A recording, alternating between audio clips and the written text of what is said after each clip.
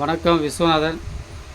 வாழ்க்கையில் பார்த்தீங்கன்னா ஒரு மனிதருமே பொருளாதாரம், குடும்பம் எல்லாம் தேடுதல் இருக்கிறது. அதில் மெய்ப்பொருள் நம்மக்கிட்ட இருக்குது. நம்ம ஆத்மா உள்ள கடவுள் இருக்கார். கடவுளுக்குள்ளே ஆத்மா இருக்குது. இதை கண்டுபிடிச்சி எந்த குருவாவது இங்கே தான் இருக்குதுன்னு சொன்னதில்லை. ஏன்னா யார் யார் வந்த கர்ம பலன் தர்ம பலனுக்கு தகுந்த வழி கிடைக்கும். அதனால் நம்ம சும்மா இருக்கக்கூடாது.